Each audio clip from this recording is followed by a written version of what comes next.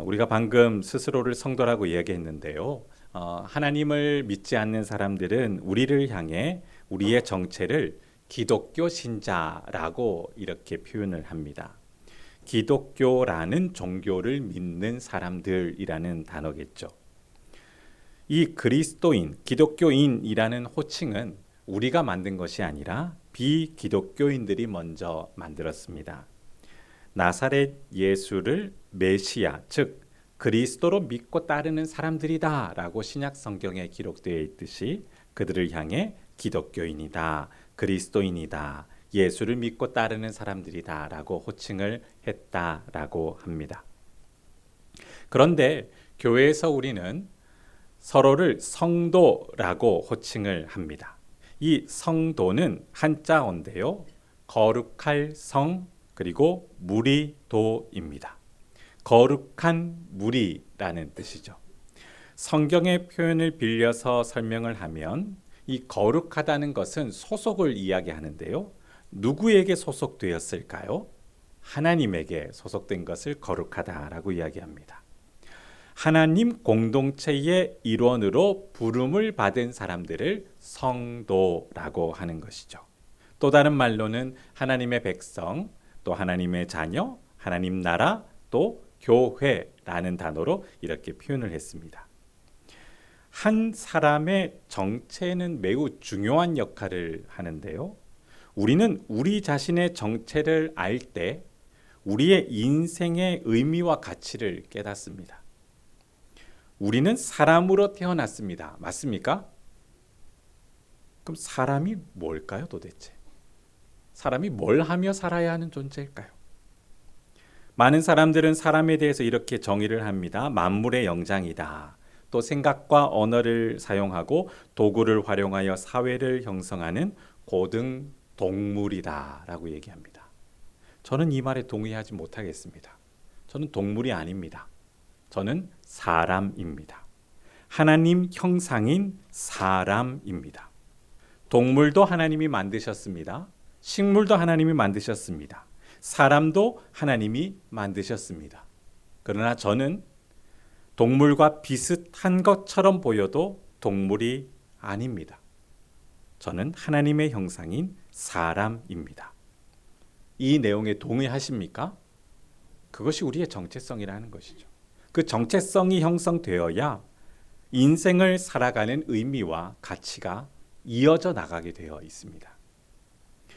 오늘 설교 제목을 보시면 스가랴의 정체를 묻는 질문입니다. 스가랴가 누구인가? 이제 매주 수요일마다 스가랴서를 살펴볼 계획인데요. 오늘은 이 1장 1절에서 6절 말씀을 이번 주와 다음번에도 주에도 계속 연속해서 살펴볼 예정입니다. 오늘은 그의 정체를 살펴보며 우리의 정체와 어떤 연관이 있는지 발견하고 하나님 앞에 함께 기도하는 저와 여러분 되기를 주님의 이름으로 축원합니다. 자, 이제 이 정체를 한번 살펴볼 텐데요. 1절 다시 보실까요? 1절 한 번 더 읽도록 하겠습니다. 시작. 다리오 왕 제2년 8째 달에 여호와의 말씀이 이또의 손자 베레가의 아들 선지자 스가랴에게 임하니라. 이르시되, 여기 1절에 보시면 이 스가랴라는 인물의 정체를 알 수 있는 단어가 많이 등장합니다.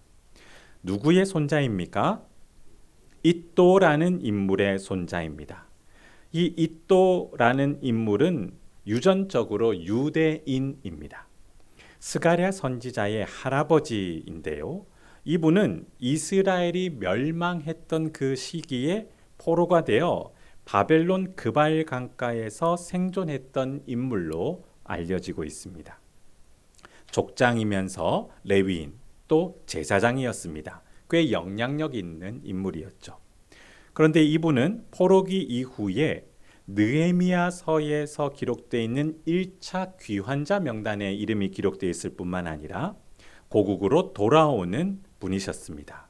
나이가 제법 많으셨겠죠. 그리고 또 누구의 아들이라고 표현되어 있습니까?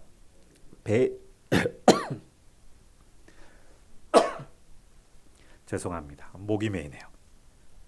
베레갸의 아들이라고 표현되어 있는데요. 이 베레갸라는 사람은 자세하게 성경에 기록되어 있지는 않지만 이른 시기에 사망을 한 것 같습니다. 그래서 이 제사장이었던 이또로부터 이 제사장직이 베레가를 건너뛰어 그의 손자인 스가랴에게 임명이 되고 지속이 되어졌습니다. 바벨론으로 끌려갔습니다. 그곳에서 아버지인 베레가가 생존했고 원인으로 일찍 사망하였습니다. 그러면 스가랴는 어디서 태어났을까요? 바로 바벨론에서 태어났다는 것이죠. 유대인이었지만 바벨론에서 출생하였습니다. 자, 이제 그의 정체를 알려주는 또 다른 단어가 나오는데요. 선지자라는 단어입니다. 이 선지자는 많은 우리가 잘 알고 있는 단어입니다. 하나님의 계시를 예언하는 사람이죠. 성령으로부터 부름을 받고 또 하나님으로부터 임명되어 하나님의 뜻을 외치는 사람, 대언하는 사람이 바로 선지자였습니다. 이렇게 그의 혈통과 그의 직분이 우리에게 알려지는데 시대 역사를 조금 더 살펴보겠습니다. 여기 보면 1절에 어떤 시대라고 알려주고 있습니까? 다리오 왕 제2년째이다. 이 다리오라는 왕은 정확한 명칭은 다리오 1세라고 호칭이 되어집니다. 이 고대 페르시아의 유명한 왕 중에 한 명이었는데요. 그 앞에 고레스 왕이 가장 또 유명하였는데 그 이후에 이 다리오 1세도 매우 뛰어난 정책가로 역사적으로 평가받았다라고 합니다. 페르시아 전역에 중요 도로를 건설하였죠. 도로를 건설하면 물류가 원활하게 이루어지고 많은 발전이 이루어집니다. 조세제도를 개편하고 화폐를 단일화하고 공용어를 아람어로 만들어 많은 사람들이 호남 민족인데 다민족 국가에서 많은 사람들이 서로 공용어로 대화할 수 있도록 그 정책을 만들었습니다. 그 영향력 덕분에 정치, 경제, 사회, 문화 다방면에서 이 바사라는 고대 페르시아의 황금기를 이룬 인물로 그가 평가받고 있습니다. 그러나 BC 490년경에 헬라와의 전투가 있었는데 마라톤 평지에서 전투를 하고 그 전투에서 패하여 결국 수년 뒤에 병사한 것으로 우리에게 알려져 있는데요. 이 시기에 스가랴 선지자가 성령의 역사로 여호와의 말씀을 듣고 대언하는 활동을 하기 시작했다라는 것입니다.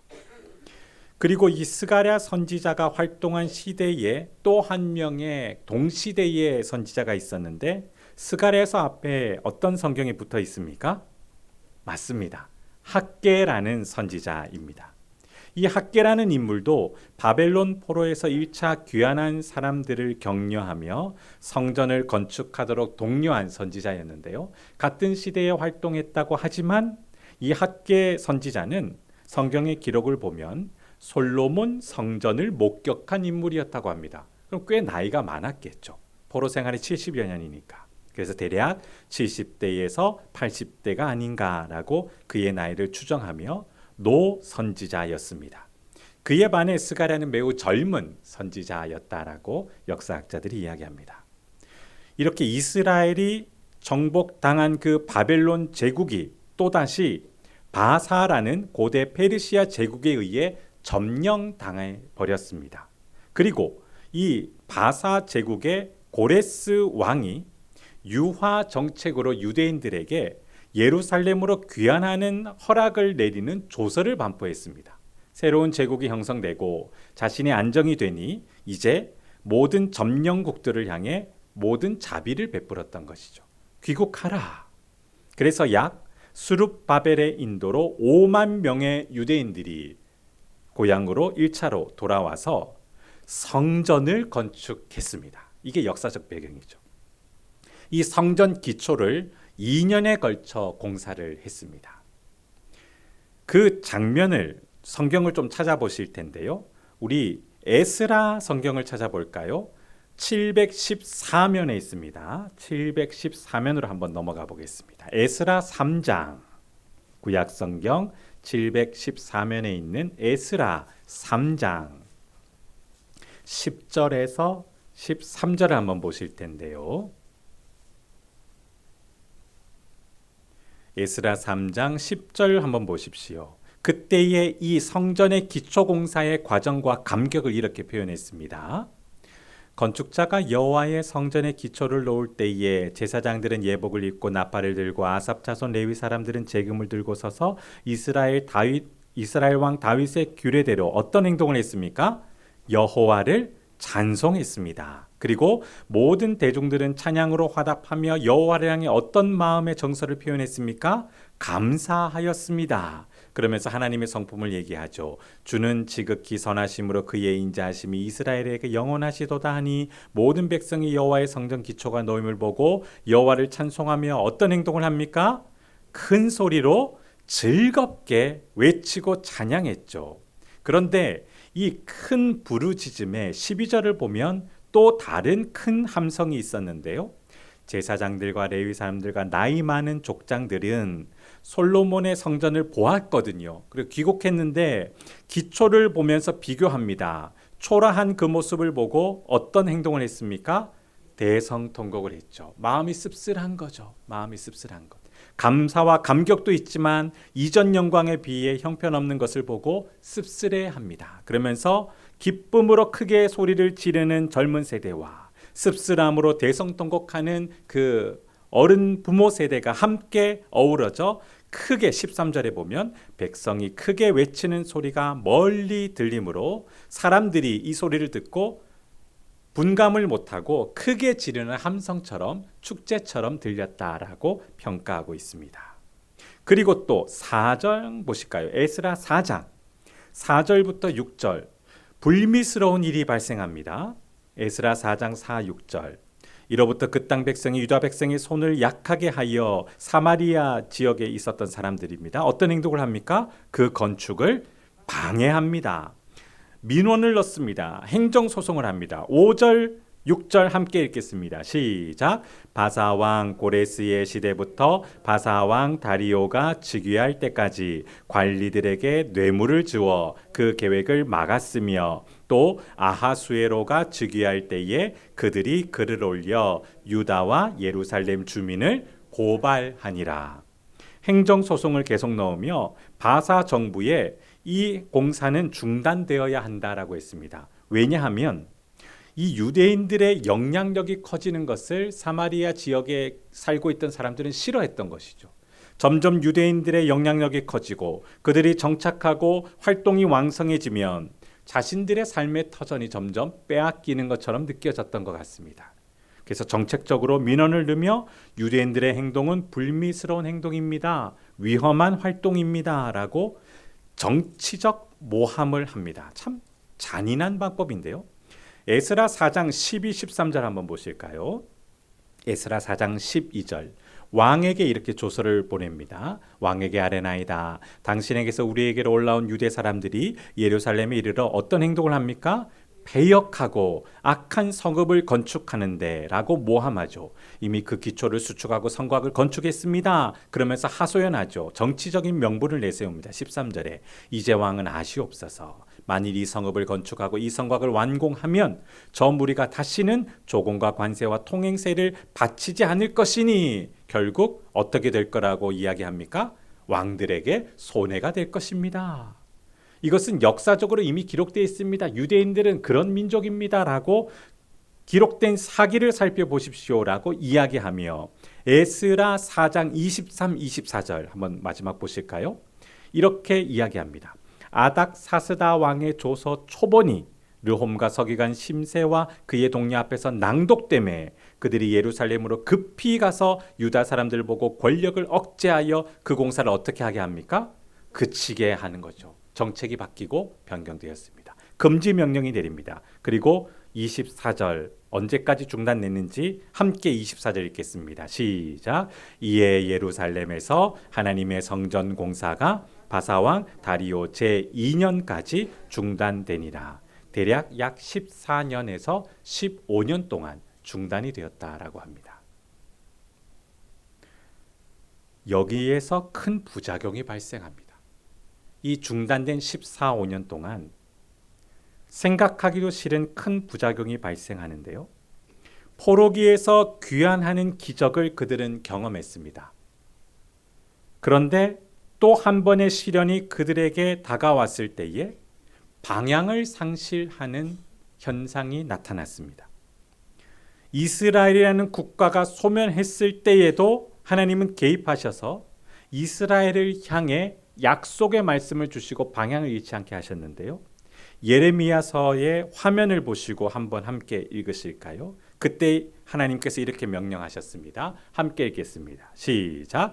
만군의 여호와 이스라엘의 하나님께서 예루살렘에서 바벨론으로 사로잡혀 가게 한 모든 포로에게 이와 같이 말씀하시니라. 너희는 집을 짓고 거기에 살며 텃밭을 만들고 그 열매를 먹으라.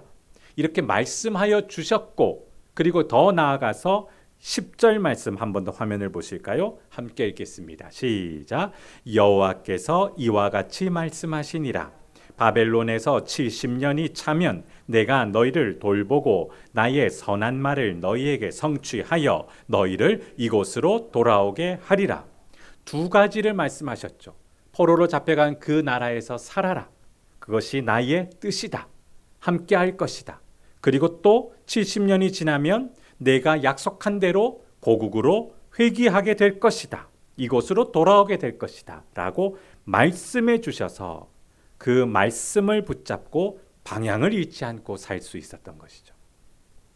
근데 이렇게 경험한 세대라면 이번에도 다가오는 이 정치적 위협 앞에 어떤 행동을 해야 했을까요? 기도하며 말씀을 붙잡고 살며 은혜를 체험했습니다.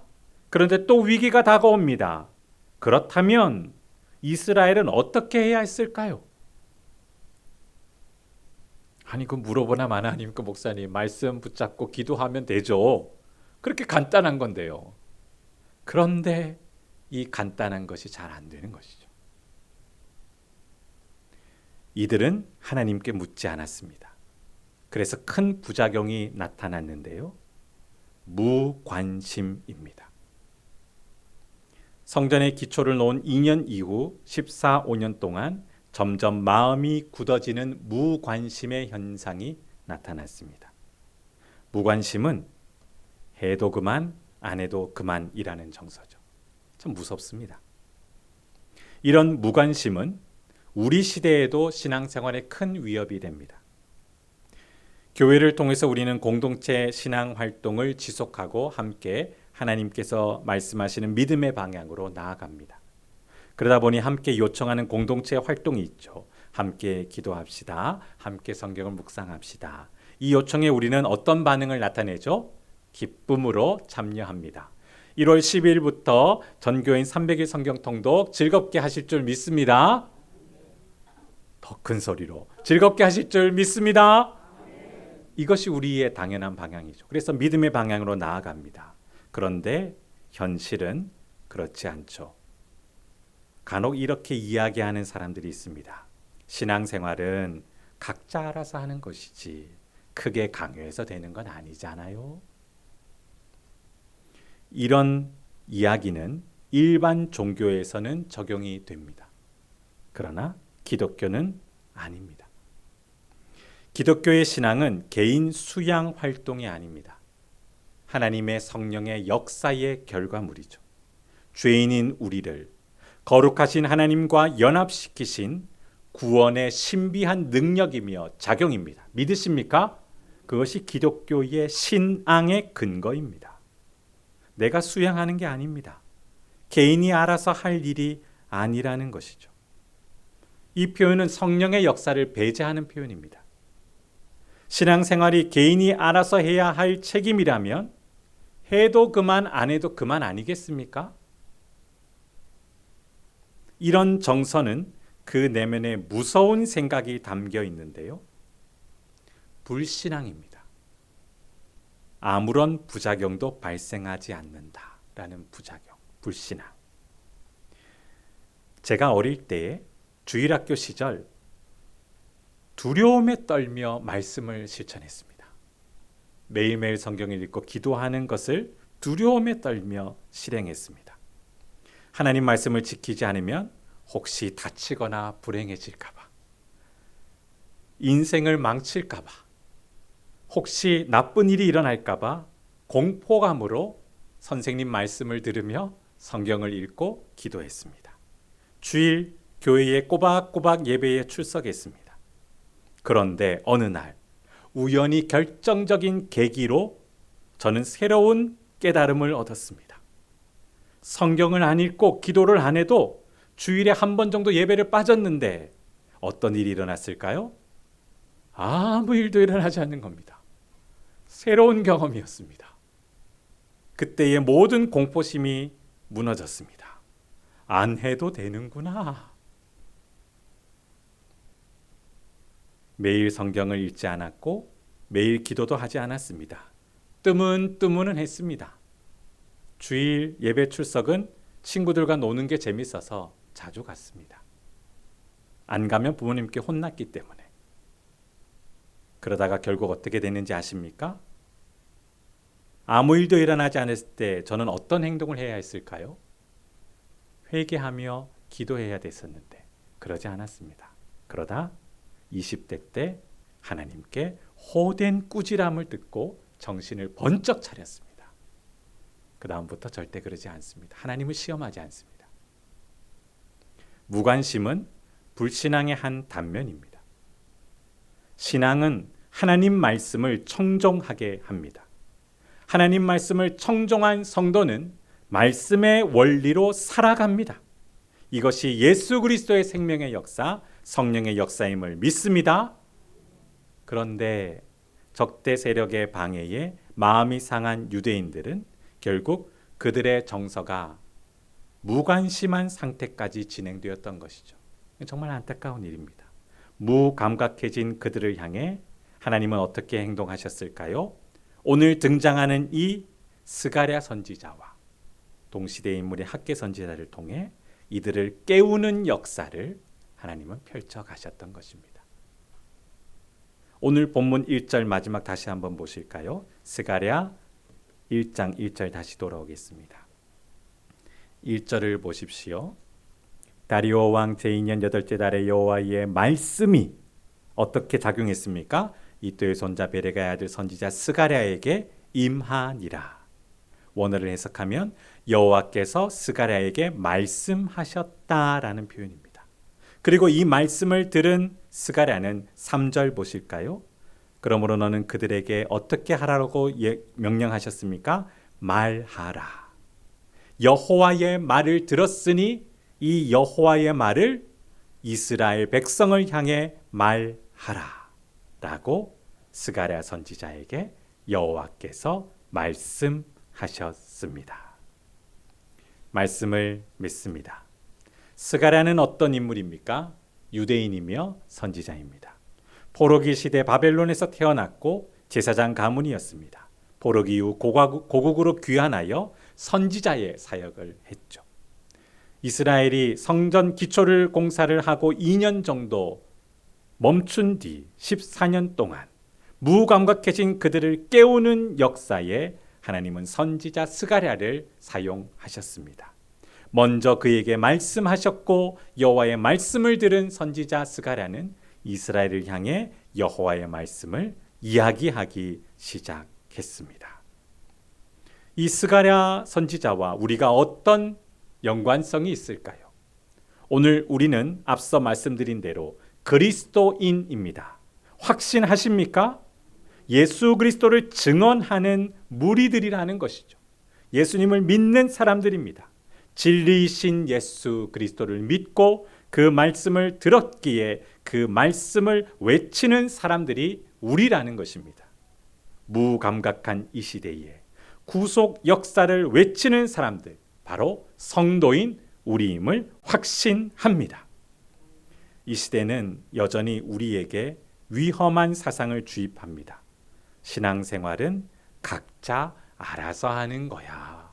해도 그만, 안 해도 그만. 그러나 이때일수록 우리는 진리를 외쳐야 되겠죠. 교회에 소속되어 기독교의 공동체성을 나타내야 합니다. 이 공동체성을 오해하지 마십시오. 조직에 가려져 집단주의에 사라져버리는 개인의 정체성을 이야기하지 않습니다. 우리는 하나님 안에 있을 때에 우리 자신이 더욱더 빛나게 될 줄 믿습니다.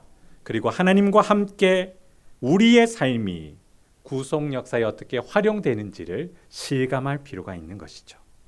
이런 기독교의 신비가 우리의 믿음 생활에 펼쳐지고 스가랴 선지자를 통하여 외쳤던 그 메시지가 오늘 우리를 통해 이 세상에 외쳐질 줄 믿으며 그 믿음의 길을 걸어가는 저와 여러분 되기를 주님의 이름으로 축원합니다. 영혼을 깨우시고 우리가 진리의 말씀을 기뻐하며 또한 진리의 말씀대로 살아가는 것을 즐거워하게 하여 주시옵소서.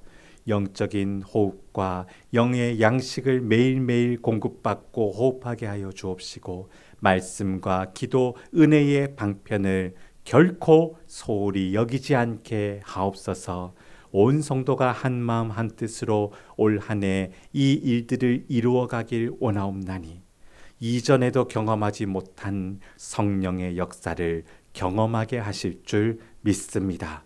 무감각하고 불신앙의 세대를 향해 우리가 외치게 하실 줄 믿습니다.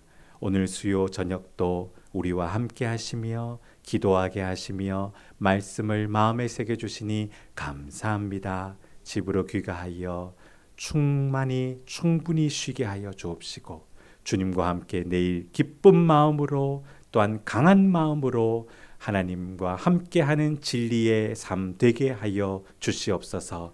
또한 우리의 사랑하는 자녀들 일본 글로리아 교회와 연합선교 수련회로 내일까지 진행하고 있습니다. 오늘 저녁도 기도한 대로 성령으로 충만하게 하실 줄 믿사오며 하나님을 경외하는 믿음의 세대로 세워질 줄 믿습니다. 무사히 귀가하게 하여 주시옵소서. 감사드리며 예수님 이름으로 기도드립니다. 아멘.